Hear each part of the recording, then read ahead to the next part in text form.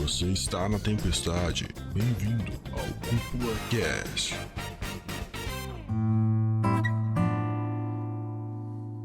E sejam muito bem-vindos a mais um episódio aqui do Cúpula Cast, o seu podcast sobre animes e mangás que leva essas obras a sério como elas merecem, né? Aqui quem fala é o André Gione e hoje a gente tá, assim, muito feliz porque a gente tem uma presença muito bacana aqui, né, Dude? E aí, pessoal, tudo bem, hein? Eu sou o Dude e hoje nós temos a honra de receber a Camila, que é uma designer da Maurício de Souza, André. Quadrinista brasileira, né? Se apresenta pra gente então, Camila, por favor, pros nossos ouvintes descobrirem quem é você. Então, oi, aqui é a Capozar, né, de Camila. Eu sou designer e ilustradora, né? Atualmente eu trabalho na Maurício de Souza, no departamento de design e comunicação, mas especialmente no time de criação de style guides, que são os guias de marca, né? Principalmente da Turma da Mônica e das outras licenças, né? A Turma do Penadinho, a Turma do Chico Bento e todas as outras turminhas aí que fazem parte desse universo. Além disso, nesse mesmo departamento a gente também cria produtos, né? Ocasionalmente. E também faz a aprovação de todos os produtos que saem com a licença Turma da Mônica. Eles precisam da aprovação direta desse departamento, muitas vezes da aprovação direta do seu Maurício. É bem bacana. Gente, pra quem não entendeu a vibe do negócio, é do Maurício de Souza que a gente tá falando, tá? O cara que criou a Turma da Mônica. Então, olha Caraca, só. eu lia muito Chico Bento quando eu era guri, cara. Nossa, eu lia muito. Meu tio também, muito influenciado pela família também, cara. Ai, confesso que uma das coisas mais legais de trabalhar lá é todo mês receber um pacotão de revistinhas com tudo que foi lançado no mês. Tão bacana. Mentira, que Caramba, você sim, sério mesmo? é sério. Todos os funcionários velho. recebem. É muito bacana. Nossa É um momento ali de senhora, felicidade no mês. Bom, além de designer, né, eu também sou quadrinista, já faz uns mais de 12 anos que eu estou aí no mercado. Comecei como independente, né, participando desses eventos de quadrinhos, principalmente aqui no circuito de São Paulo e região, né, Anime Friends, os Anime Fests, depois Comic Con, e aí foi indo, né, até também conseguir publicar por editoras também, né, não só trabalho independente. Que bacana. Na verdade, eu até comecei meio errado esse cast. Falei pra vocês descobrirem quem é a Camila. Bem pelo contrário, quem tá ouvindo provavelmente já sabe quem é. Uma galera já deve conhecer, né? Principalmente pelo Shoujo Bomb, né? Que foi, acho que é o primeiro contato que eu tive com vocês. Ah, sim. A Shoujo Bomb foi uma campanha fantástica que a gente via os números crescendo no Catarse e a gente ficava, não, tá com erro, não é possível que tá crescendo tão rápido. Quem deu uma lidinha na entrevista, né? Porque pra quem não sabe, a gente fez uma entrevista, um artigo entrevista, dá pra chamar? Eu não sei. Acho que sim. Eu não sei se existe um termo, não tem um termo muito certo pra isso, né? Mas a gente fez com a Camila, já saiu, acho que foi semana passada lá na Cúpula, no site. E a gente fala um pouquinho sobre isso, né?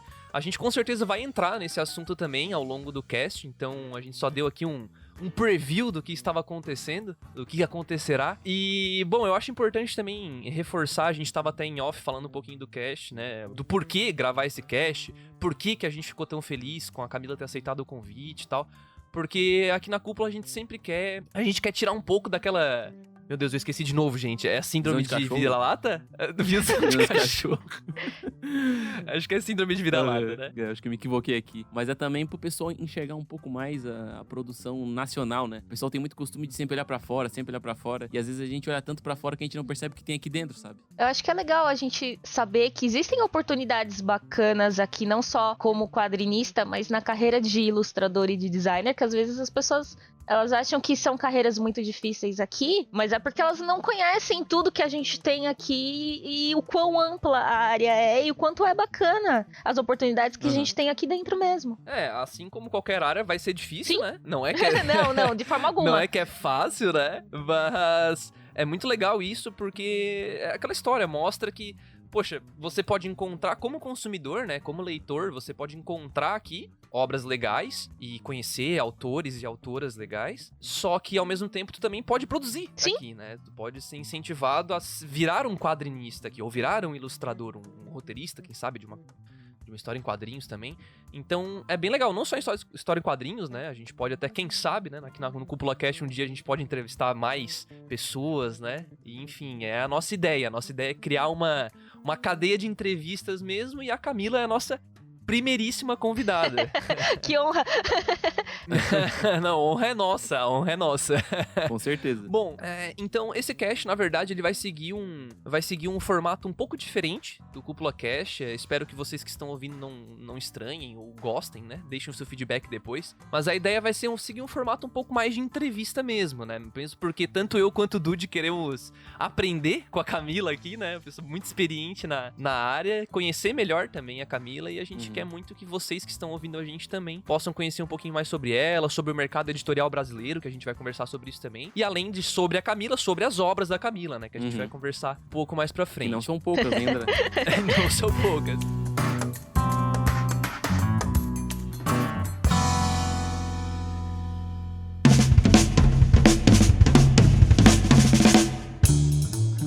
Bom, então, Camila, eu acho que antes da gente falar mais sobre suas obras e entrar na parte de mercado, né? Eu acho que é bacana os ouvintes e até mesmo a gente, eu e o André, entender melhor quem é Camila, né? Como conheceu animes, por exemplo, e até o ponto de virar uma quadrinista, ou até mesmo até o ponto de que isso influenciou tu virar quadrinista, sabe? Sei.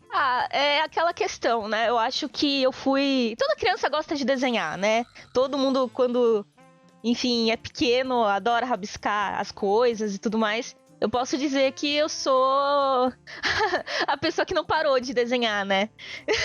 Entendi. É uma coisa que, na verdade, me acompanha desde sempre. Não é, enfim, algo que surgiu em determinado momento. Foi algo que sempre existiu. E, assim, com a chegada dos mangás nos anos 2000, né, que, enfim, invadiram aí as bancas e tudo mais, e que o acesso ficou muito mais fácil, e que o público de massa conseguiu conhecer essa linguagem dos mangás, também foi a época que eu também comecei a me interessar. Foi na época de Sakura Card Captor, Samurai X, e aí eu me apaixonei pela linguagem, né, eu achei o desenho muito bonito, muito dinâmico, e aí eu, caramba, é isso que eu quero, sabe, é isso que eu quero fazer. E aí eu já gostava de desenhar, e começar a desenhar mangá foi um pulo, né. E assim, foi um choque pra ti ver essa diferença porque a gente naquela época, né, era acostumado com quadrinhos brasileiros, né, que nada tinha a ver com mangás. A hora que tu pegou um mangá pela primeira vez, tu sentiu toda essa diferença, no caso? Foi isso que te chamou bastante atenção? Ah, sim, o primeiro Sakura Card Captors que eu abri, que foi o primeiro mangá que eu comprei, assim, na época eu nem sabia o que era colecionar, sabe? Eu comprava as edições, normal, uma ali, né? outra ali. Aleatória. Achando que ia dar certo, mas não é assim que funciona. Não entendia, né? Eu era criança na época. E aí é aquela diferença, né? Você tá acostumado com os gibis da Disney e de Turma da Mônica, e de repente vê um negócio super diferente. Caramba, que legal! Tá certo que assim, antes eu já conhecia algumas coisinhas de televisão, acho que todo mundo conhecia, né? Tipo Cavaleiros do Zodíaco, Churato, que acabaram vindo um pouquinho antes, né? E aí, quando eu encontrei em quadrinhos, foi surpreendente, né? É até interessante falar que como a gente toma esse choque, esse baque quando pega um mangá na mão quando é criança, porque a gente tá muito acostumado, eu pelo menos tava, né, a consumir muito, por exemplo, Turma da Mônica, que são histórias fechadas, ou algum outro tipo de quadrinho que é uma história fechada, e quando vê, tipo, tem um negócio que é preto e branco, que é uma história contínua, sabe? É uma grande característica, né, dos mangás, animes, que é ter a continuidade, né? Tudo bem que não são todos, né, mas os que a Camila citou, eles realmente têm essa continuidade, com certeza não colecionando um por um ia dar confusão, né? Com certeza. E é aquela coisa, quando eu descobri, eu acho que nem tava no volume 1 nas bancas, já tava num volume um pouco avançado, então eu não tinha como saber. Não, e até a gente citou, né, Turma da Mônica aí, e no comecinho do cast tu comentou que tu trabalha na Maurício de Souza Produções, Exatamente. Né, que tem essa, eu posso dizer que tem essa marca, né, que licencia essa marca, é assim que se fala o termo, eu não sei. Na verdade, como eles são criadores e donos da marca, eles também são licenciadores por consequência, né? Entendi. É que como eu sou muito leigo nesse mercado de licenciamento e tal, eu realmente não sei os termos a usar, então qualquer coisa você corrige a gente, beleza. Tá, Camila? É que assim, pode acontecer de alguém ter a licença, porém não ser o criador. No caso da Maurício de Souza, são os criadores da marca e também os licenciadores. E tu citou, né, os style guides, os guias de marca. E eu confesso que, assim, talvez o Dude até tenha um pouco melhor de noção, porque ele é designer. Mas eu não sei do que se trata, assim. Então, se puder explicar um pouquinho melhor pra gente, assim, o que exatamente, né, é feito lá dentro, a Camila, né, o que a Camila faz lá dentro, ia ser bem bacana. Tá. Quando você cria um produto, seja de Turma da Mônica ou de alguma outra licença, ele precisa das ilustrações dos personagens e de outros elementos que vão ali complementar o design do produto, né? Como cenário, outros ícones, enfim, estampas, dependendo do que você for criar. E um guia de marca é justamente isso. É um apanhado de ilustração de personagens, né? De outros assets, como estampas corridas, estampas localizadas, cenários, né? Os backgrounds, ícones, às vezes um ou outro elemento especial que o cliente necessite. E é isso que eu faço, né? Eu faço desde ilustração dos personagens até todos os outros elementos que compõem ali um guide. E os guides normalmente eles são lançados vários por ano, né? Cada um de acordo com a necessidade do cliente para gerar aquele produto em específico ou coleção de produtos, ou até mesmo alguma ação de marketing, etc. E esses guides eles sempre seguem tendências de mercado, né? Tendências fashion, principalmente. Então tem muita pesquisa envolvida. Sim, tem muita pesquisa de tendência mesmo envolvida. Não é só você pegar ali o seu personagem e fazer meia dúzia de poses interessantes dele. Não, tem toda uma pesquisa de o que é que tá sendo consumido no momento, né? O que as pessoas querem consumir, quais são as tendências fashion que estão rolando agora. E mais do que isso, quais são as tendências daqui 1 ano, daqui 2 anos. Porque é tudo feito com muita antecedência, né? Porque você precisa pensar o seguinte, o cliente vai pegar o guia de marca e aí ele vai fazer o produto dele e ainda ele vai mandar fabricar aquele produto, então você tem que fazer tudo com muita antecedência. A gente chega a estudar tendências de daqui 2 anos, sabe? Caramba. E é difícil acertar uma previsão dessa, sim? Ou por conta de toda a experiência de vocês já é mais tranquilo, assim? Então, existem ferramentas que são muito assertivas no mercado e a gente costuma usar. Já tem profissionais especializados em pesquisa também. Então, não é algo assim tão complicado, porque a gente tem aí uma assessoria das ferramentas que o mercado disponibiliza pra gente. E só uma outra curiosidade pra eu entender. Tu mencionou cliente. Cliente é qualquer pessoa que queira fazer um produto que tenha, tipo, a cara da Turma da Mônica, por exemplo. Exatamente. Pode ser qualquer coisa. Pode ser desde roupa, comida, né? As famosas maçãs Turma da Mônica. Ah, sim.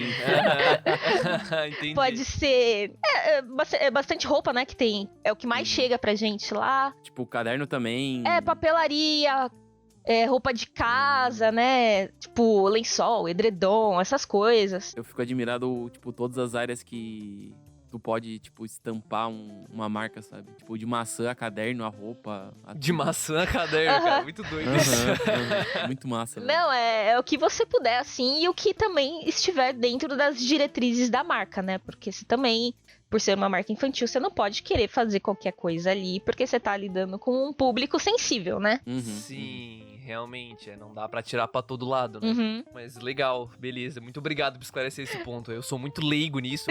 Eu Somos, precisava né? entender melhor. Ah, tu também, Dudy?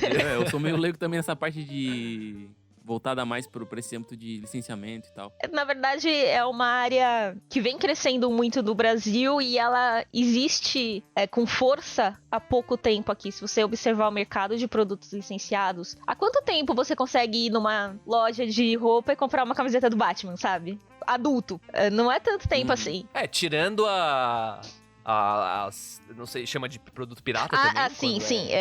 Mas aí não conta, né? Chama de pirataria também, né? Não conta, claro. Mas tirando essas, faz pouco tempo, né? Sim.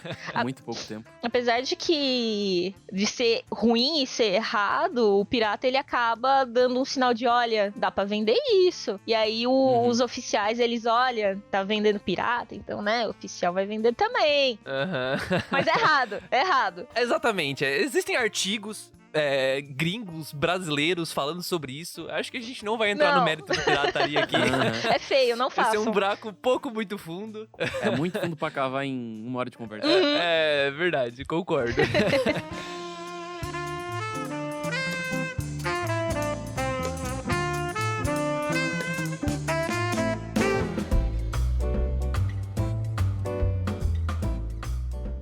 Então, voltando um pouquinho, né, pro lado, digamos, esse começo, né, esse despertar da Camila quadrinista. Queria entender um pouquinho melhor, Camila, contigo sobre... Assim, tudo bem, tu teve esse gosto, tu já desenhava e tal, né?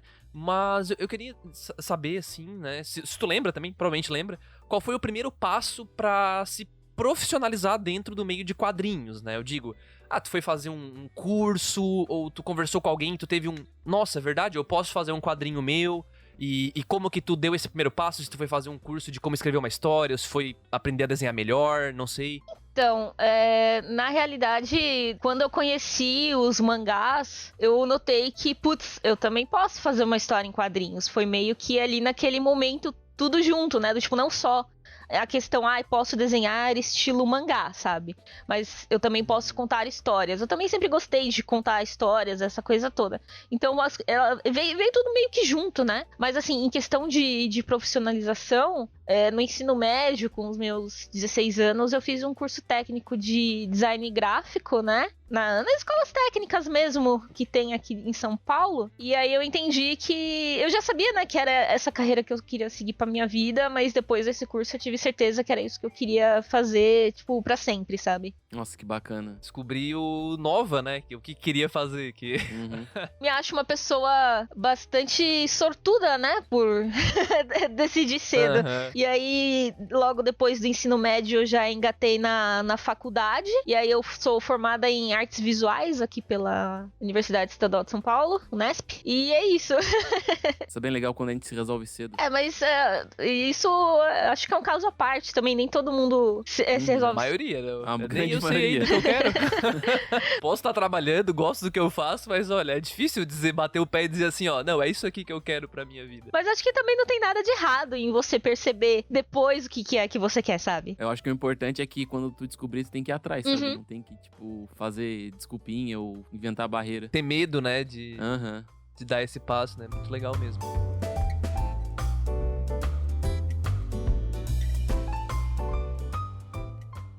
Bom, então, Camila, eu queria perguntar pra ti qual foi o seu, vamos dizer assim, primeiro projeto, né? E também, se puder falar um pouco sobre as principais dificuldades que você enfrentou nesse começo, até porque acho que todo mundo enfrenta um pouquinho de dificuldade no começo, né? Entendi. Algumas barreiras, assim. Então, eu comecei há muitos anos atrás, na época desses primeiros eventos aqui de anime de São Paulo, né? Na época, eu tinha uma série que se chamava Profecia. Ela era impressa em máquina de Xerox ou em Nossa. impressora caseira também. Eu mesma imprimia, grampeava, cortava, fazia o processo inteiro. Nossa, que legal, Isso cara. que é vontade. Era bastante artesanal, né? Mas É muito amor. sim, Nossa, muito porque amor assim, envolvido. há 12 anos, 13 anos atrás, quando eu comecei, a gente não tinha o acesso que a gente tem hoje a gráficas que produzem em pequena Uhum. quantidade. Então, assim, pra ir a eventos e tal, não era viável mandar produzir uma tiragem muito grande na época. Até porque não ia ter como escoar, enfim, ia ser muito caro, muito mais caro do que é hoje. E aí a maioria das pessoas produzia nesse sistema, ou Xerox, ou impresso em casa, e aí por aí vai.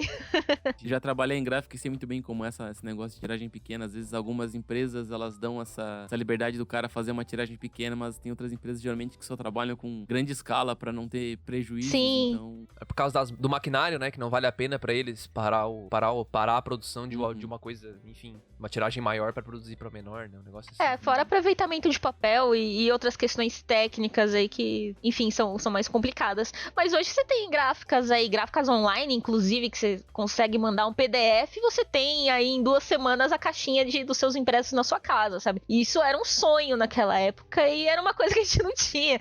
Amém a tecnologia, né? Sim. graças. Então tu dirias que do começo ali, então, essa era a principal dificuldade, assim. Eu acho que sim, conseguir ter um material impresso na época era uma vitória muito grande, né? Nem todo mundo conseguia, né, ter ali o seu volume físico, vamos dizer assim, por mais que seja de Xerox, né? Entendi.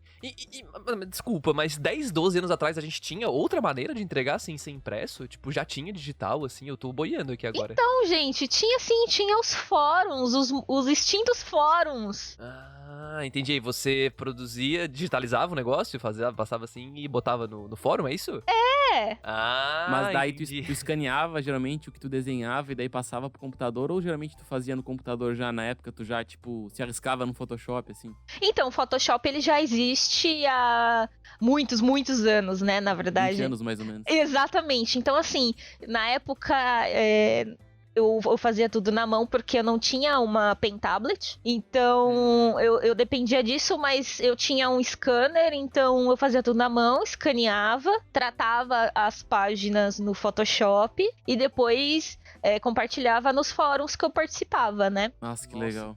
muito bacana. Mas como eu falei, é amor, porque olha, Ah, trabalhoso.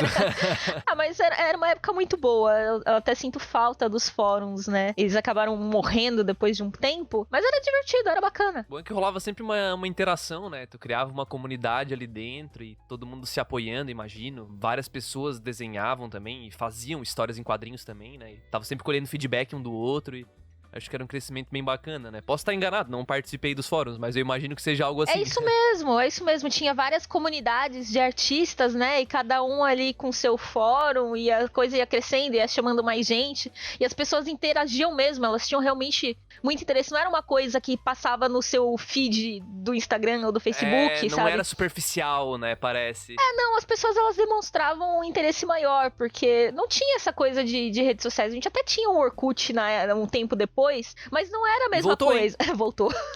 Voltou, hein? Mas não era a mesma coisa, né? Era o que a gente tinha na época. nessa época de Orkut aí, blog, fórum, era muito forte, cara. Porque Aham. como a gente usava o Orkut mais pra, tipo, relações pessoais, assim, mas relação de interesse a gente participava muito de chat. Eu, por exemplo, participava de um chat de uma rádio de anime, tá ligado? Uhum. Então, eu entrava muito em contato com outras pessoas através dos blogs e tudo mais. Ah, sim, teve a época dos blogs, é verdade. Eu esqueci Uhum. dessa parte também, mas eu também tive um blog, também tive essa coisa toda. Eu sempre quis ter espacinho oficial pra mim, então eu sempre tive site, sempre tive essas coisas. Bacana. Bom, é muito importante, né? Ter o próprio espacinho, como você citou. Não fica refém de outras sim, empresas, sim. né? Então, É importante. Vale muito a pena.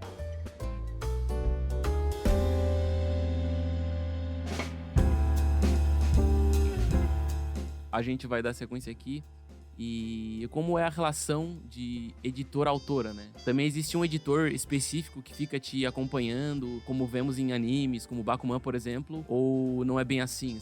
Uhum. Poderia contar pra gente um pouquinho sobre isso? Então, acho que a primeira coisa que você precisa ter em mente é que essa relação e esse interesse por editoras é uma coisa muito recente e que tem várias coisas que a gente tá descobrindo juntos como funciona agora. Que a gente não tinha um processo e não sabia dizer o que funcionava e o que não funcionava. Muita coisa está sendo criada e descoberta agora, nesse momento. Bem agora mesmo.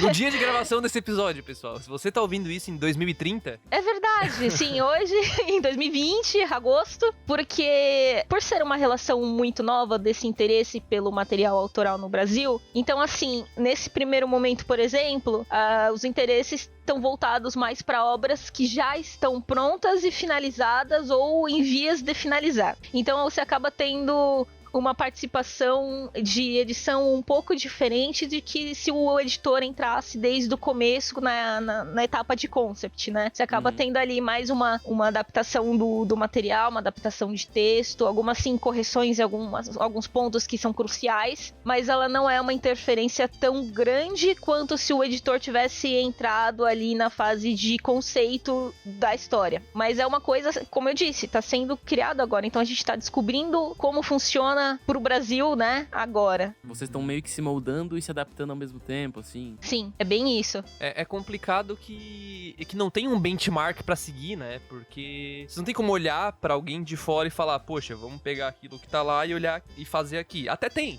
Tem. Só que eu acho que é um pouco complicado. Eu não sei, é muito diferente do que... Eu vejo o Brasil se espelhando muito no Japão. Eu tô enganado? Por ser quadrinhos estilo mangá, sim, é natural que a gente se espelhe no maior produtor de mangá do mundo. Assim, eles não ficam divulgando muito como trabalham lá, né? Então, eu sinto muita dificuldade em encontrar, assim. Não sei, é mais ou menos parecido o que estão tentando implementar, Camila, ou não, assim? É bem próximo, sim. É difícil de encontrar material sobre o Japão, mas tem alguns livros de mangakas, né? O próprio Hirohiko Araki, o autor do Jojo, ele tem um livro fantástico sobre o processo editorial japonês e como foi a história dele para publicar numa grande editora, com inclusive passo a passo. É um livro fantástico, inclusive super... Como é que é o nome do livro, você lembra? É um livro em inglês, ele não tem tradução para português, mas... traduzindo literalmente, é alguma coisa como mangá, a teoria e prática. Ah, tá. Eu vi um já do... Eu não lembro agora de quem é o título, mas tem dois. Também são em inglês. Tem um até que tem uma parte... Eu não entendi se é uma participação do Osamu Tezuka ou se baseou numa trajetória dele, enfim. Tem outro também que é de um francês que fala bastante sobre isso, só que agora eu não vou lembrar. Coloquei num artigo. Quem sabe até o final do cast eu lembro. Mas eu achei muito, muito bacana isso. Eu tentei encontrar aqui, mas eu não consegui lá. Eu encontrei na Amazon, mas tipo, R$300. Eu fiquei... não. Esse livro que eu indiquei, ele também é um pouco caro, mas ele... Enfim, na época eu paguei alguma coisa entre 100 e 150 reais. Ele é um pouquinho mais acessível. Eu confesso que eu pagaria. O problema é que o dólar tá um pouco alto. Não, sim. Então, eu comprei ele já faz algum tempo, então eu não sei te dizer como que estaria hoje. O dólar tá um pouquinho... eu lembrei o nome, tá? É o Frederic Schott, não sei pronunciar, mas é do Mangá. É um mundo dos quadrinhos japoneses. Sei. Eu sei sim qual livro é. E tem outro que é do Alphonse... O nome é francês, eu não sei falar. Alphonse Molinet. Oui. E ele chama de O Grande Livro dos Mangás. E os dois escreveram e falam bastante sobre isso, mas bacana. A gente vai tentar deixar todos os 3 livros aí na descrição do podcast, pra caso você tenha aí um dinheirinho que quer comprar, conhecer, fica à vontade. Legal. Mas assim, voltando à pergunta que você tinha falado, se é muito próximo o sistema que estão fazendo aqui e o que é lá, eles estão tentando sim implementar um sistema parecido, mas é óbvio que você precisa entender que são mercados diferentes e por isso não vai ser a mesma coisa. Vocês tentam também se espelhar um pouco no americano, porque como a gente tem não uma compatibilidade, mas uma cultura um tanto semelhante. Mais próxima, né? Mais próxima. Tipo, vocês tentam também olhar por esse lado americano de quadrinhos e tudo mais? Olha, eu vou ser bem sincera com você, eu não conheço muito bem o mercado americano de quadrinhos o suficiente pra dizer isso. Eu não sei se é exatamente isso, até porque o comics ele é muito diferente do mangá em questão de linguagem, e eu não sei o quão aplicável é as duas coisas. Muito diferente mesmo, assim. Não tem nem como comparar, né? E aí foge um pouco também do próprio nicho que tu atuas, né? Como quadrinista, já bem mais voltado pra mangá, né?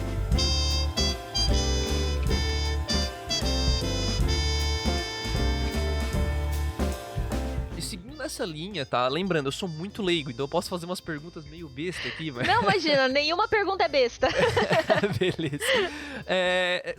Como é que seria? Eu fico curioso pra entender, tipo assim... eu, André, quero lançar um mangá, vamos supor. Sim. Assim como você, né, na sua primeira obra, teve esse... quero lançar o meu mangá. O que tu teve que fazer, assim? É tudo independente, você mesma que faz, lançou no seu site...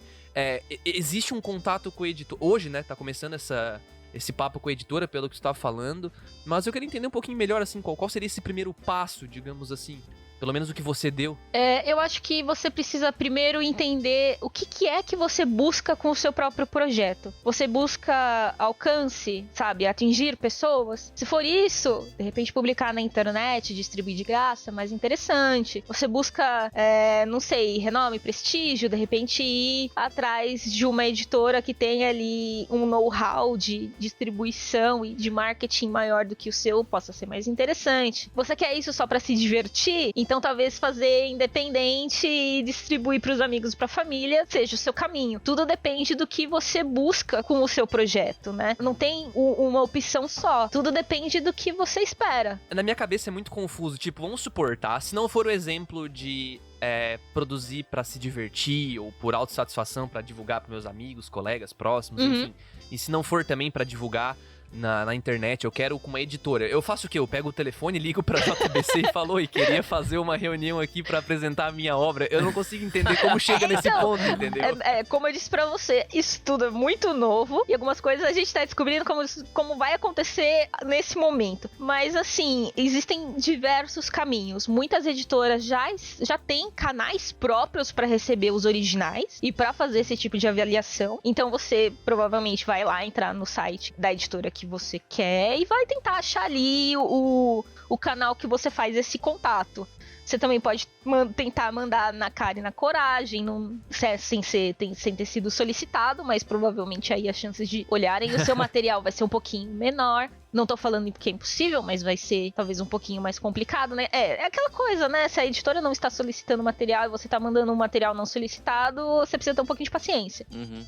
Até porque a editora tem muitas prioridades, né? Exatamente. Mas é isso, hoje já estão surgindo canais próprios pra isso, você também pode tentar aí dar a cara a tapa que pode ser que funcione. É aquela questão, né? O não tu já tem, só tem que correr atrás do sim. Exatamente.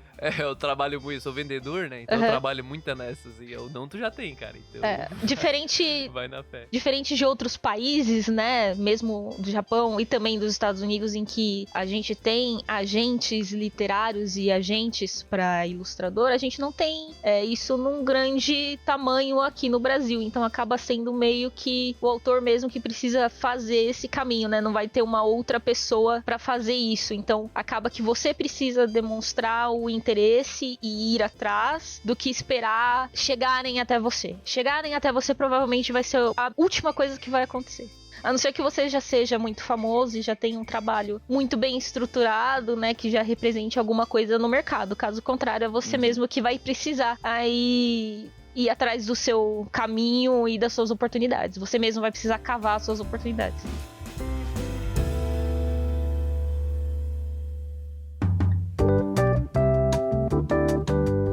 Então eu acho que a gente tá falando de projeto, de obra aqui, né? Eu acho que chegou no ponto que a nossa audiência gostaria de saber, e tanto eu como o André, sobre os seus projetos, Camila. Então a gente fala um pouquinho sobre eles, né? Sobre os diversos projetos. Ah, sim, com certeza. Eu acho que o primeiro que eu tenho que falar é justamente o Terrawind, que vai ser publicado agora pela editora JBC. Eu acho que todo mundo conhece a editora JBC. E, enfim, foi tipo um sonho quando isso aconteceu e o projeto chegou nesse estágio. Eu fiquei boba quando, enfim. Cara, eu só imagino, né, cara? Tipo, o JBC ao lado de tantas obras famosas que, tipo, exatamente, tu idolatrou e ver o login da JBC na tua história ali deve ser uma satisfação que, cara... Demais, demais. Primeiro vai ser publicado em formato digital, mas também vai sair como POD, né, o Print on Demand. A previsão de lançamento é agora pra agosto, provavelmente mais pro fim do mês, se tudo der certo. Olha só, muito próximo então, hein? Tá bem próximo.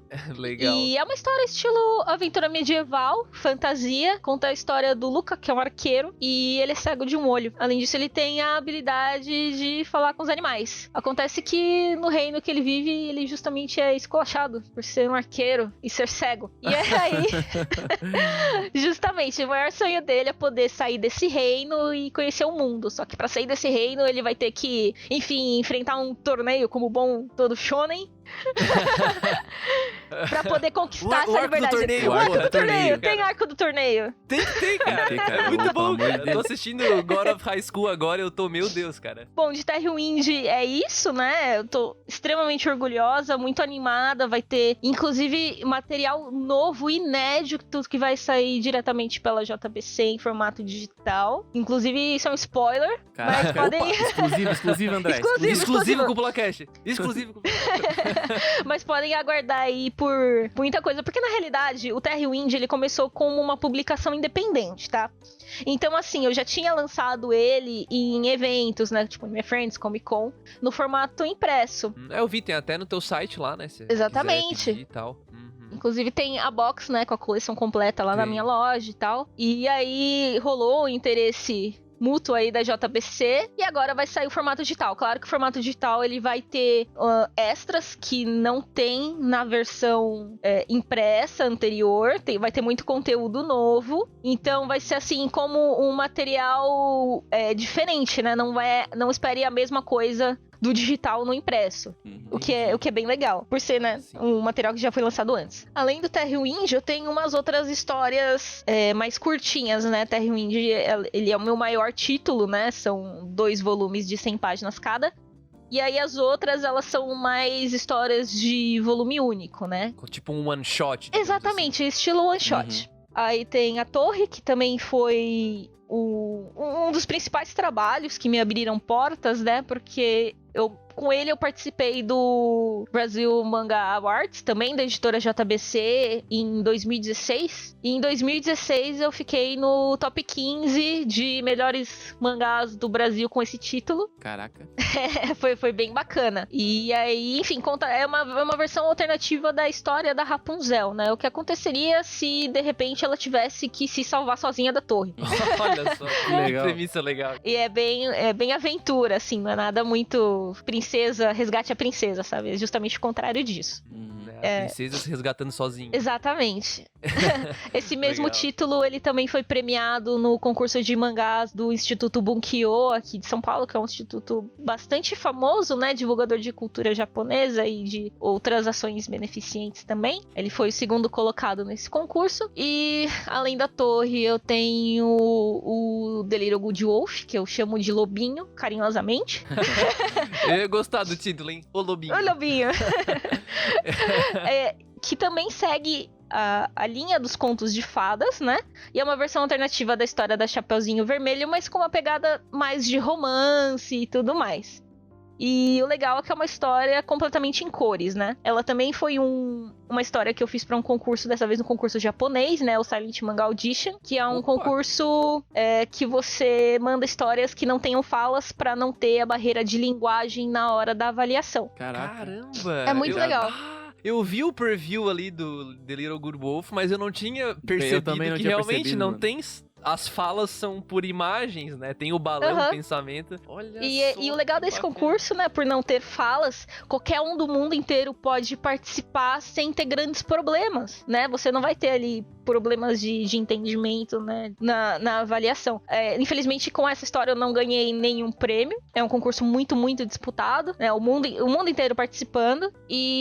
Mas eu achei que ela tinha muito potencial. E resolvi seguir com ela, fazer um impresso, versão colorida, na edição tem todo um making off, é bem, bem bacana. Mesmo porque a gente não entra na luta sempre pra ganhar. Cara, também, tudo é né? questão de experiência, sabe? Não dá pra ganhar todas.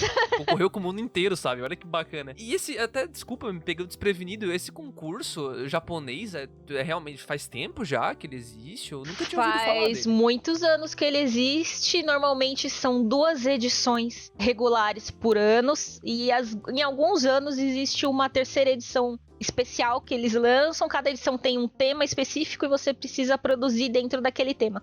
Normalmente eles dão um prazo de 6 meses pra você produzir e subir a sua história no sistema. Mas ele Legal. normalmente acontece de 6 em 6 meses. Tá pra fechar um round agora, a gente chama de round, né? É chamado assim mesmo pelos organizadores.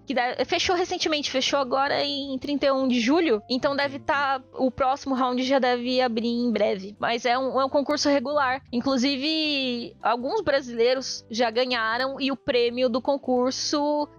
Além de uma viagem pro Japão com tudo pago, durante acho que 10 dias ou 15 dias, Nossa, que irado. você tem contato direto com editoras, com editores, com autores. Já faz aquele networking, né? Exatamente. Já começa, né? Na verdade, quando você ganha um primeiro lugar, você se torna o que eles chamam de Masterclass.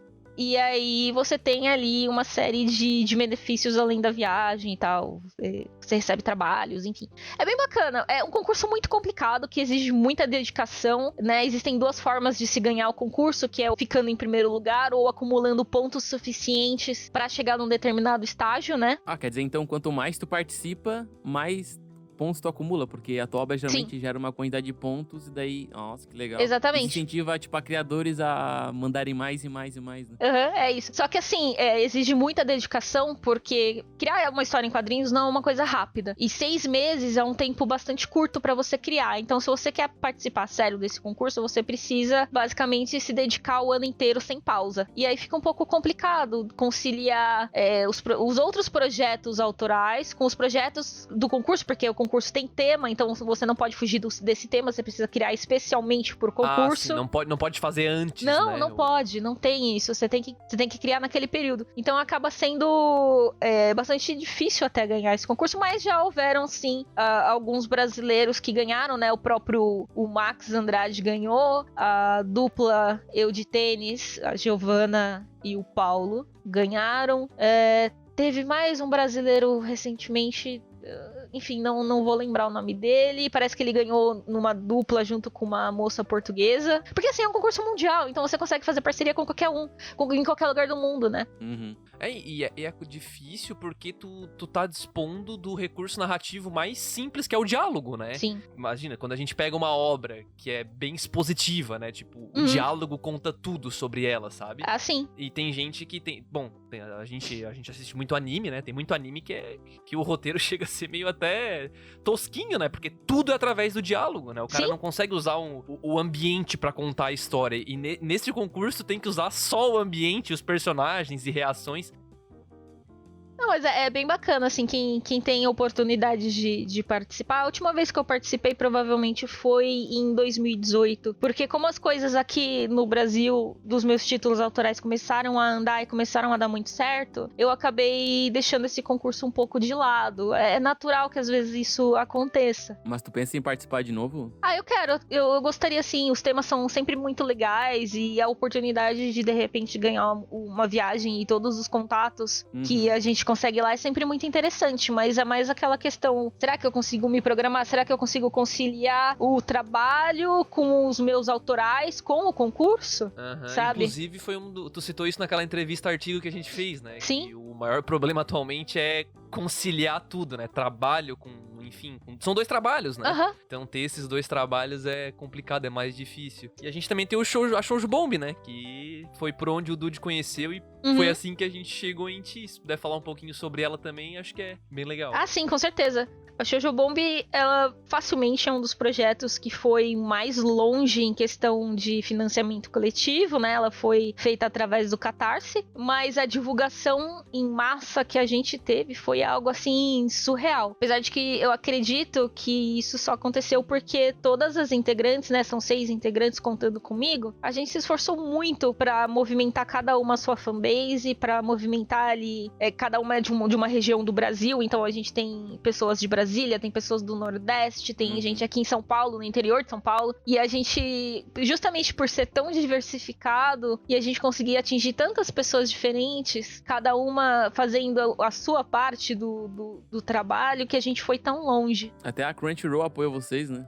Nossa, sim, isso foi realmente muito legal. A Crunchyroll espontaneamente se interessou pelo trabalho. Foi bem engraçado, porque normalmente a gente vai atrás de patrocinadores, mas às vezes acontece do patrocinador chegar e falar, nossa, caramba, que trabalho bacana. Mas não fazer nada. Oi? Não foi isso. Eles foram incríveis, tá? Eles foram os nossos... Não eles, outros, eu digo. Às vezes fala, elogia e tal, mas no fim não apoia diretamente. Sim, não, mas a Crunchyroll, ela cedeu acessos de 1 mês gratuito pra quase todos os nossos apoiadores. Caramba! Pois é, e sem a necessidade de cadastrar cartão de crédito, tá bom? Do sistema. Era só entrar com o código, eles não pediam nada em troca do código, né? Então, foi muito legal. Eles também cederam o espaço pra gente de divulgação no site e em todas as mídias sociais deles, quer dizer, foi um trabalho, assim, fantástico de divulgação que com certeza fez toda a diferença no nosso projeto. Sem a participação deles, provavelmente a gente não teria chegado tão longe também, né? 150% da meta, né? Eu falei isso por causa que a maneira que eu conheci vocês foi por causa da Crunch, porque na época eu era assinante da Crunch, e daí eu vi essa matéria e eu fiquei, cara, Shoujo Bomb, o que é isso? E daí que eu conheci, e na época que eu entrei, já tinha passado 15 mil reais Sim. do Catarse, eu fiquei tipo, nossa, um projeto de mangá no Brasil chegar a esse ponto é assustador, querendo ou não, sabe? Porque, tipo, a gente não tem uma noção do poder que o público tem, sabe? Tipo, então a gente não tem uma noção do pessoal aqui do Brasil. Então, tipo, Sim, eu acho que sim. o Shoujo Bomb foi uma prova viva muito disso. Assim, na verdade, a gente chegou a quase 20 mil reais, né, com o projeto. Aham. Chegou em 19, uns quebrados aí, não bateu 20, mas ficou muito próximo. E justamente a ideia desse projeto era, além de mostrar o potencial do mangá no Brasil, era mostrar o potencial das histórias shoujo no Brasil, que elas acabam, às vezes, ficando um pouquinho de lado, né, em comparação aos lançamentos de shonen. E a gente conseguiu justamente provar que não, que shoujo é legal também. Sim.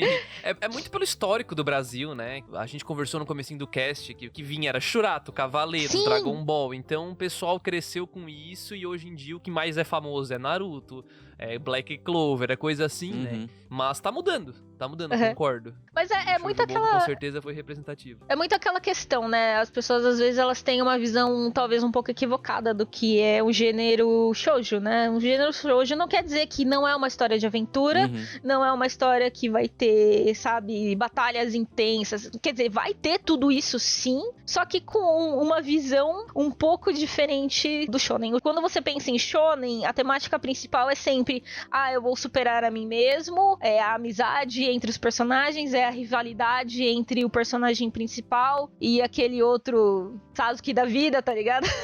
E a vitória é sempre Sim. Naruto Sasuke, é porrada, Aham. é se superar, não desistir e a vitória, né? Sim. Inclusive são os 3 pilares da Jump, da Shonen Jump. Né? Exatamente. É vitória, amizade e agora não desistir, eu acho que são esses Sim. 3, assim. E aí, quando você pensa em shoujo, não quer dizer que não vai ser uma história com aventura ou com grandes batalhas, mas que vai ser uma história em que vai focar no crescimento emocional das personagens. Essa é a principal diferença entre o shonen e o shoujo. O shoujo, ele foca no crescimento emocional das personagens, mesmo que elas precisem passar por uma grande batalha, por uma grande aventura. Você sempre vai ver uma diferença ali da personagem no começo e o que ela era no final. Bacana. E aí, justamente a Shoujo Bomb é isso, ela veio com essa ideia. Então ali você tem a minha história, que é uma história de aventura, mas com essa temática do shoujo de crescimento emocional, né?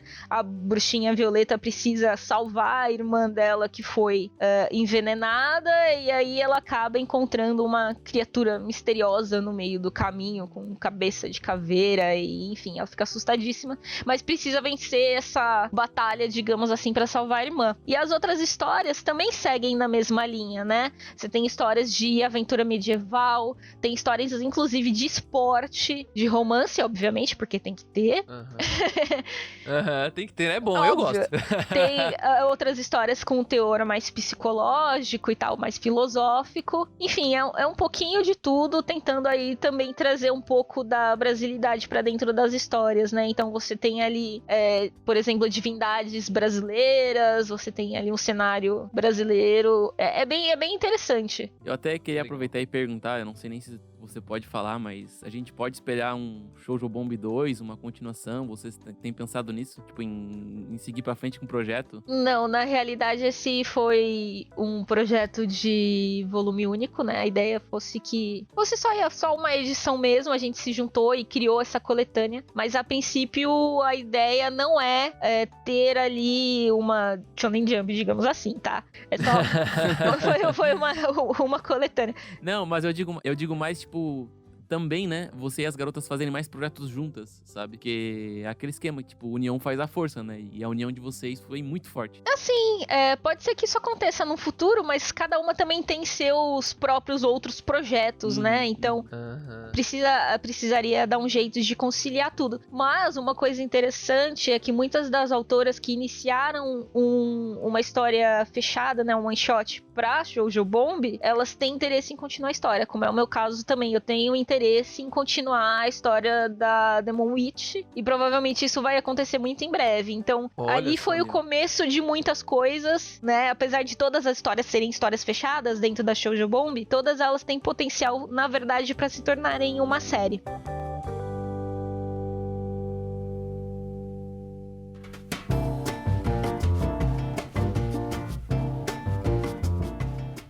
Bom, e agora que a gente já falou um pouquinho sobre a Camila, sobre os projetos dela, inclusive falamos sobre bastante coisa, tô muito feliz que eu tô aprendendo muita coisa aqui, e a gente poderia falar um pouquinho, a gente já mencionou, né, sobre, digamos, o assunto sobre como seria, né, se tornar um mangaka ou uma mangaka aqui no Brasil, e, bom, eu queria só Então, voltar mais a pergunta pra um lado de... Pra ti, Camila, se tu acha que hoje... Quer dizer, com certeza é diferente, né? Seria até uma pergunta meio besta, se parar pra pensar. Mas é óbvio que não é igual. Começar hoje um mangá não vai ser igual como você começou lá 12 anos atrás, né? Não faz sentido. Você falou que tinha que usar a máquina de Xerox, tinha que usar o fórum e tal. Então hoje é uma dinâmica bem diferente, né? Queria saber como que tu vê essa mudança no cenário, se tu vê isso como bastante positivo, que a gente tem mais acesso pelas pessoas, mais fácil acesso pra produzir, pra divulgar, enfim. Queria saber um pouquinho da tua opinião sobre esse assunto. Então, eu acho que é inegável que hoje a gente tem muito mais acesso a conteúdo, principalmente pela internet, né? E hoje é muito mais fácil também publicar e ter alcance na internet. Antes você ficava ali preso ao fórum e às outras plataformas similares. E hoje não, hoje você tem lugares próprios que publicam quadrinhos e que tem ali uma comunidade muito, muito grande, às vezes uma comunidade mundial de pessoas de vários países que seguem e que te acompanham. Comparado-se a tamanho, o que a gente tem hoje e o que era há 12 anos atrás não é nada, né?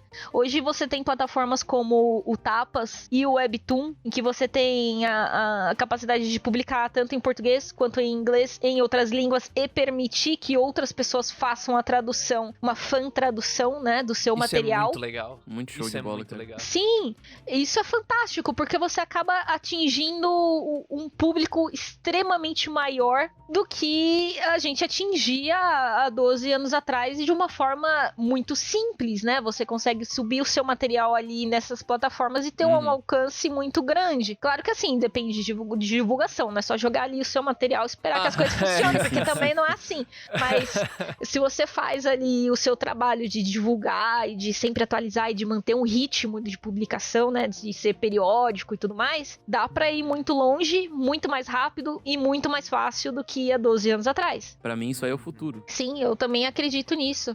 Eu acho que é só você acompanhar o que tá acontecendo, principalmente com o Webtoons e a Crunchyroll. Eu não sei se vocês têm acompanhado os lançamentos originais baseados em Webtoon que estão saindo pela Crunchyroll. Estamos. E, assim, os dois que eu tô acompanhando é The Gods of the High School e o outro era The Tower of God. Por mais que um deles tenha uma produção mais simples, né? O The God of High School, ele é bem mais complexo em questão de animação e produção do que o The Tower of God. Imaginar isso acontecendo com uma Webtoon há 12 anos atrás era surreal. Com certeza. E hoje você já vê coisas começando a acontecer. Então, você tem aí um interesse da mídia formal, né? Do anime em querer transformar um material que era distribuído online direto pro anime, sabe? E eu acho que isso abre... A gente tá vivendo um momento muito doido, assim. Sim. Né? Porque a gente tá tendo, sei lá, o privilégio de ver essa mudança acontecer. Exatamente. Porque assim como o Dude falou e a Camila concordou, isso é o futuro. Pra mim, isso é totalmente o futuro, assim. O alcance das obras, né, tá muito maior. Fora a liberdade criativa, né? Que tu pode fazer... Tudo bem, né? Claro, ter o acompanhamento editorial, né? Tal, ter uma pessoa supervisionando, te ajudando, faz muito sentido. Ao mesmo tempo que tu pode fazer o que tu quiser e publicar ali e ter feedback do público do mundo inteiro, sabe? É muito doido, cara. É muito doido. E não só isso, tá? Na verdade, as próprias plataformas, tanto o Webtoon quanto o Tapas, eles estão notando esse crescimento, estão notando o interesse da mídia formal. Então, eles mesmos estão com projetos de acompanhamento de algumas determinadas histórias para fazer elas crescerem mais ainda, tá? Então, assim, eles têm uma equipe trabalhando, fazendo o serviço de editores mesmo, como se fosse num mangá, na mídia tradicional, só que pra Webtoon e fazendo aquilo crescer e chegar mais longe ainda. Muito doido isso aí. Eu acho isso assim, ó, como eu falei, é um momento de transição, né, que a gente tá vivendo, que, olha... Eu acho que vai ser a virada da chave pra essa indústria como um todo, sabe? Porque... Sim. Eu sinto, não sei se a opinião da Camila é parecida, mas a do Dude eu sei que o mangá em si, né, ele tem todo o lance cultural e tal, ele é muito bom no que ele se propôs, só que aí tu pode confirmar se tu acha isso ou não, Camila, mas no Japão parece que eles não querem, né, usando o mangá como exemplo, eles não querem partir, claro, eles estão vendo que existe essa necessidade agora, mas parece muito que eles queriam manter como sempre foi. Não querem partir muito pra um web mangá, digamos assim, porque é difícil, né? Um enquadramento, né? Olha, eu vou discordar de você. Pelo simples fato de que hoje, no Japão, o formato que se vende de mangá, que mais se vende de mangá, é o digital, não é o físico. Ah, é? É.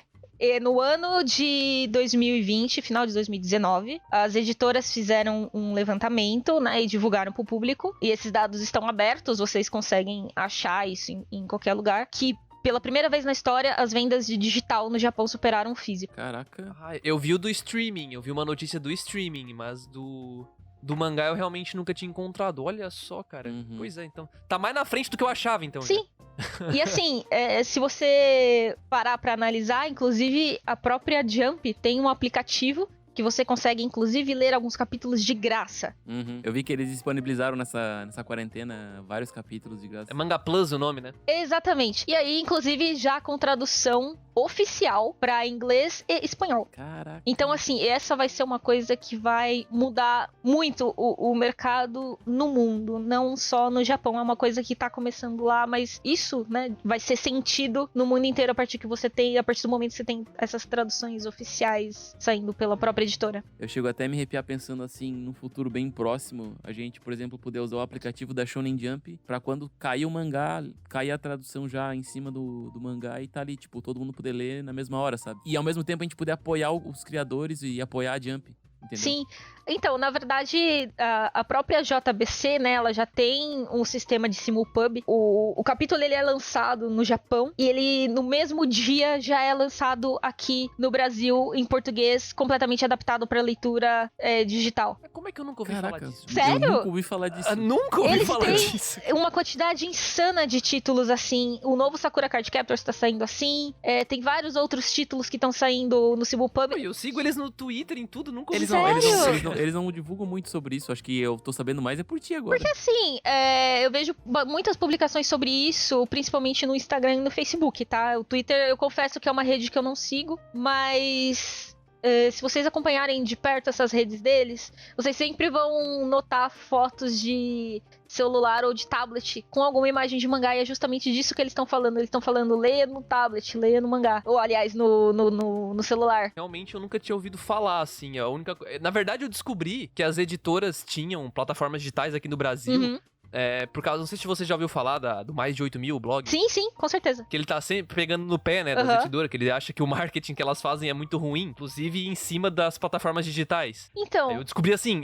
na realidade, eu acho que a que mais vem investindo na plataforma digital é recentemente a JBC, né? Não faz muito tempo que eles investem nisso, acho que uns 2 anos no máximo, mas eles chegaram a uma quantidade de títulos muito, muito grande, então é bem legal, porque o preço ele é mais acessível, além de alguns títulos serem no simulpub, né? Então você consegue ler assim que saiu no Japão, às vezes muito mais rápido do que um pirata. Não pirateiem, fique claro, é feio. Comprem o de verdade, porque é barato e ajuda todo mundo.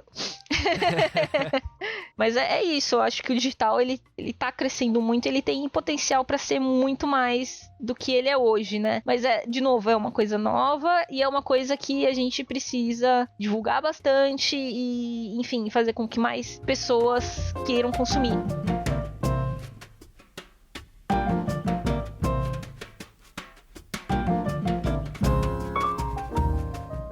A gente tava falando de digital, mas eu acabei não me atentando a falar que também ela é muito mais acessível em questão de preço, porque ela não está suscetível a toda a cadeia de mercado, né? Diferente do físico, que ele precisa passar pela gráfica, precisa ter o licenciador, precisa ter a loja que vai vender o produto final. O próprio transporte, né? O próprio transporte, que no Brasil é muito caro. Que é extremamente problemático, né? Normalmente só tem uma grande empresa capaz de fazer isso, então é extremamente complicado quando é uma empresa só. A não ser no caso da Panini, que ela tem a própria empresa, mas é Panini, né, gente? E aí, quando você depende de uma empresa só, a coisa fica bastante complicada. E aí a gente tem aí fora essa questão, a crise editorial, né, que só ter um distribuidor gerou, e por conta disso, o digital ele acaba se tornando talvez uma saída muito mais acessível em questão de valor do que o mangá físico, né? Então, há muito tempo atrás, vocês devem lembrar que os mangás, eles eram mais fininhos, menorzinhos, com menos páginas, e o formato que eles chamam de meio tanco, né? E hoje, o digital, ele tá justamente vindo, talvez, para ser esse novo formato acessível, né? Então, beleza, não tenho muito recurso, mas quero acompanhar tal mangá, tá? Eu vou comprar o digital. Não, mas agora de repente eu tenho mais dinheiro, então eu vou comprar o físico, né? O digital, ele tá vindo justamente pra suprir essa necessidade. Pra abrir as portas também, né? Digamos assim, né? Fazer as pessoas entrar mais facilmente. Porque a gente até conversa sobre isso num cast recente que a gente gravou sobre a ascensão dos webtoons e manhwas e tal. E porque no Brasil é muito difícil a gente ter esse aumento desse consumo, porque a gente não tem uma cultura, né, de consumo contínuo de mangá como é lá no Japão, por exemplo, né, onde tem revistas acessíveis pra caramba, que trazem uma coletânea com 20 títulos. Toda segunda tá lá na banca 20 histórias diferentes pra tu ler. Pois é, fora que tu pode comprar, às vezes o pessoal deixa na rua, ele compra, lê Exatamente. E deixa largada no metrô, por exemplo. A Jump, ela é vista como material descartável, né? Então, se você quer colecionar, você vai comprar o material que vai sair depois. Inclusive, é muito engraçado que tem um fato, não sei se todo mundo sabe, que pra publicar na Jump, você tem que produzir muito rápido. O autor tem que ser muito rápido e produzir as coisas assim, na doideira. E o que acontece? Às vezes ele produz determinadas páginas que não ficam tão legais, porque ele tem que produzir rápido. Então, quando vai sair a versão final do encadernado, ele praticamente no tanco, no caso.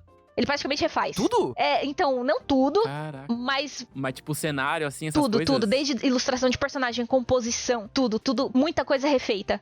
Então, às vezes, o que você lê na Jump e depois o que vai sair no encadernado é diferente. Então tem esse plus aí também, né, de ser um material que acaba sendo muito mais bonito no encadernado do que na Jump, que precisa ser produzido muito rápido. É bem engraçado, mas tem várias imagens que a galera faz, né, de montagens, comparando com comparativo do que saiu na Jump e o que saiu no encadernado. É bem engraçado. Caraca, Olha que legal. Então, tipo, é basicamente assim, às vezes o autor dá uma rushada no cenário de fundo, mas, tipo, quando ele for fazer o volume oficial do mangá, ele dá mais uma caprichada no cenário de fundo. Às vezes ele refaz a página inteira. É bem isso. Que legal, que bacana, olha só. Curiosidades com o Capozar. Não, mas é bem natural, porque justamente a Jump, as grandes coletâneas, elas são vistas como um material de consumo rápido. Você compra, consome e descarta. E os outros, eles são feitos justamente pra você colecionar e ter ali na sua casa, na sua estante. É até um tipo de papel diferente da Shonen Jump, né? Uma folha bem fina. É reciclado, né? Ela é feita de um material bem, digamos, vagabundo mesmo. Não, mas porque é feito pra ser reciclado depois. E ela se recicla, né? É legal isso. A impressão mesmo é bem ruim, vamos ser sinceros, né? Sim, não é página rosa, página azul, tudo doideira. Mas é essa a intenção, a gente precisa entender que ela serve pra isso. Entra muito naquilo de função, né? Tipo, a função dele é disseminar a parada e um consumo rápido, como você citou, não é pra colecionar, né? Exatamente. A gente encontra direto, inclusive quando eu fiz um artigo bem grande até lá na cúpula sobre como o mangá é feito e tal. Sim. E com base no que eu encontrei, pelo menos, né, de pesquisa. E tem uma sessão inteira que eu dedico pra isso, tipo, pra deixar claro, cara, se você morasse no Japão, você não ia colecionar a Shonen Jump, porque ela parece uma lista telefônica feia. Não tem essa. Eu acho que não tem melhor descrição do que essa, uma lista telefônica feia. Eu vou adotar esse termo. Mas assim, e aí, justamente, como eu tinha comentado antes, pela primeira vez a venda do digital no Japão tá sendo maior do que o físico, então aí a gente tá vendo pela primeira vez aí na história uma inversão, né? De repente, o acessível se tornou digital. E isso que é bastante interessante. E é um caminho que eu acho que é tendência também ser seguido aqui no Brasil. Fora que o digital, né? Complementando mais uma coisinha que eu encontrei quando eu formulei aquele artigo, que até o próprio público que consome muda. Quando tu vê o digital e tu vê o físico, porque eu acho que o editor da Jump, ele é entrevistado, né, numa entrevista que eu vi, que eu usei de base também pro artigo, ele cita que o One Piece, ele usa o One Piece de exemplo, o lido fisicamente, o público-alvo é bem shonen mesmo, sabe? Tipo, gurizada ali de 8, 13, 15 anos, sabe? Sei. Então eles conseguem juntar esses dados, né, pelas pesquisas deles. E o digital, quem mais consome seria o que eles chamam de seinen e até muitas vezes mais mulheres também. Caramba, Eu que achei legal. muito louco, sabe? Tipo, então o digital, pessoas maiores de 18 anos estão consumindo mais do que pessoas Aham. mais jovens. Saiu né? até uma pesquisa na Crunch, velho, falando que a maior taxa de público dessa mídia aí chega a ser, acho que é de 25 a 35, alguma coisa assim. Pois é. Caramba, olha que louco. da hora. Público bem velho. Pois é, Uhum. muito diferente, né? Aham. Curiosidades com a cúpula do trovão também, né, cara? Muito importante. É.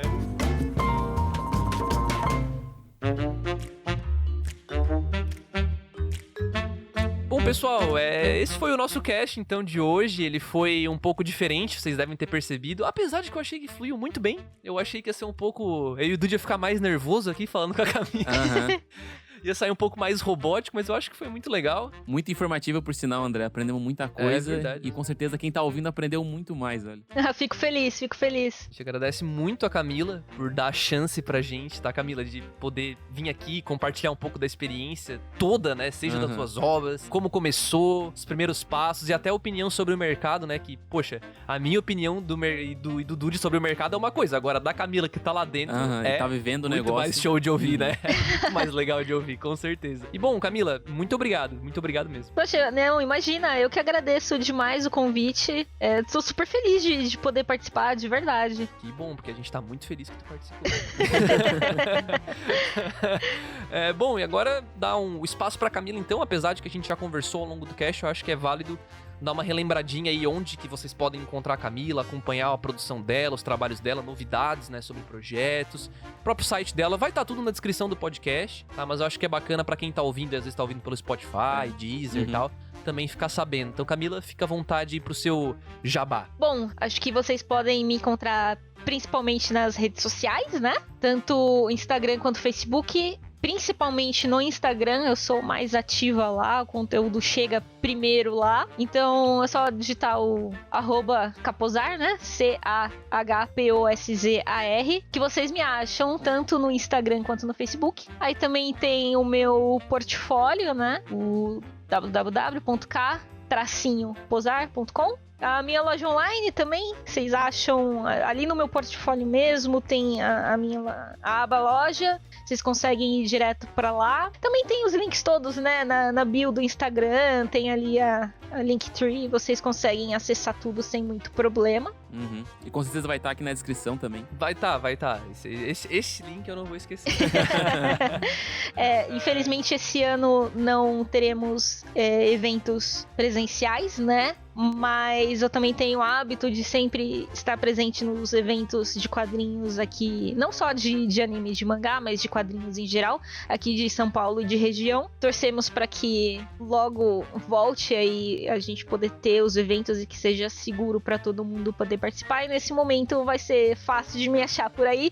Nas minhas redes sociais eu também divulgo bastante onde eu vou estar participando e tudo mais. É só seguir. Show de bola, isso aí. E bom, e pra que fique claro também, né, se você quiser complementar um pouco das opiniões da Camila, conhecer um pouco mais sobre ela também, além de tudo que a gente falou aqui hoje, pelas redes dela, site dela, a gente também, como eu já citei, temos um artigo, né, um artigo entrevista no site, vai estar linkado aqui embaixo. Quem quiser ler, enfim, conhecer um pouco mais, né, porque não foram as mesmas perguntas, algumas foram parecidas, né, mas nenhuma delas ficou igual e o cast com certeza teve mais coisa, na verdade, né, bem mais tempo de conversa e ficou muito legal, muito bacana mesmo. E bom, só pra finalizar então o normal aqui, quem quiser acompanhar também nós aqui da Cúpula, né, tá, eu sou o André Ugione, você me encontra principalmente no Twitter e no Instagram, @André_Ugione com 2 Gs e um I no final. E também, se você quiser me encontrar, é @LucasDude com 2 Is. Principalmente no Twitter. Isso aí, pessoal, muito obrigado pela atenção. Valeu. Falou. Dá um tchau aí, Camila. Tchau!